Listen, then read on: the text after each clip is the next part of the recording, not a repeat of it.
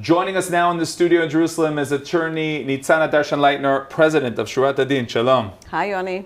So let's first of all talk about the decision of the ICC in The Hague, and especially about the policy, Israel's policy at this point to oppose the policy of ICC and really not to kind of ignore the decision. Right. This is the policy that Israel decided to take, and it's a good policy. I think that Israel did not have a choice at this matter.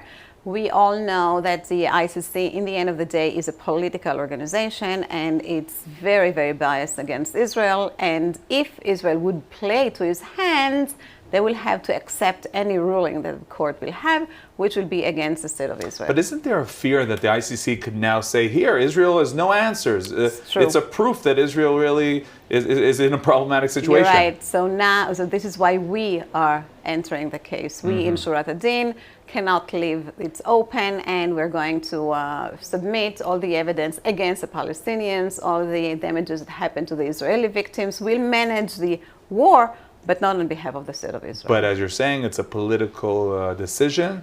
Yeah. So you're not too optimistic that you'll be able to change anything. So our goal is, first of all, to flood the courts, not from the 2014 period that the Palestinians want to investigate, but from 2002.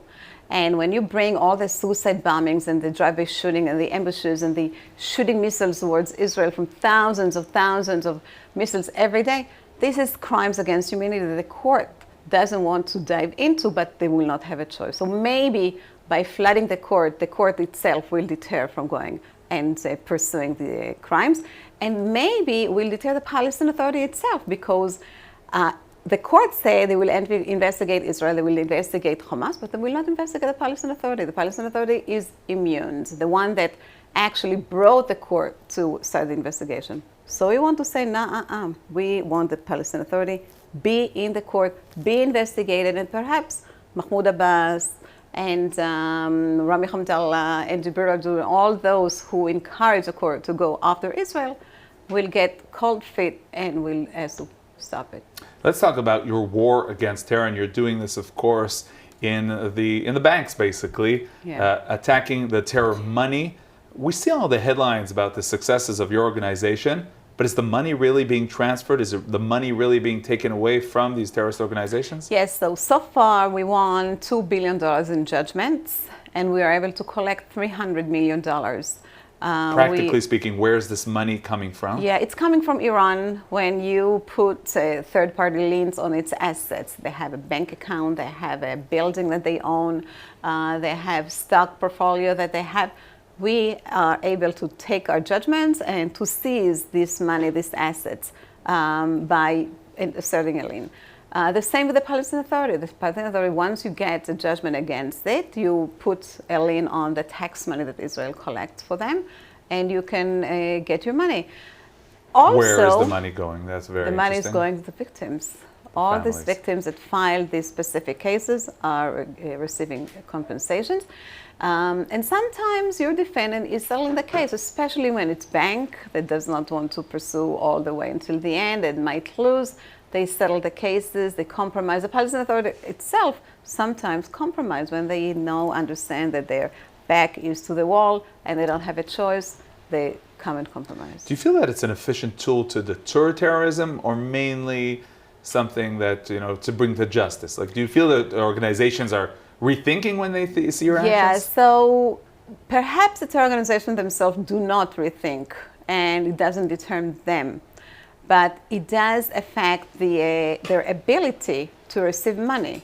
Because if I have cases against banks, the banks will no longer agree to wire money to a designated organization. It's not worth their while. And in fact, as a result of our cases, banks do not agree to provide financial services to designated organizations or charities that identify the terror organizations or operating in terror zones like South Lebanon and Gaza. And here, there is a huge obstacle for the terror organizations who control these areas to receive money. It hurts them from functioning, and as we all know, money is oxygen to the terrorism. And if you stop the flow of the money, you definitely can stop the flow of the terrorism. So there's lots more to do. Let's end, last but not least, with Jonathan Pollard. You represented him.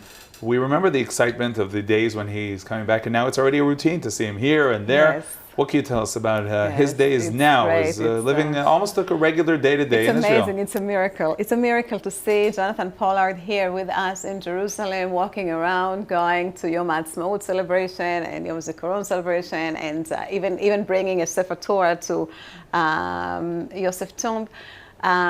It's amazing. It's amazing. It's thank God, and I think that 35 years that he sacrificed for the state of Israel, now he received all the love and the appreciation from the people in Israel.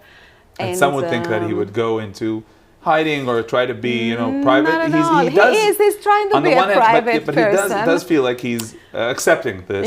He's a celebrity, whether he likes it or not. So the camera just run after him, and so every image, every short video of him is publicized and it's spread all over. And as long as he feels that it's okay, this is his life. We cannot get involved.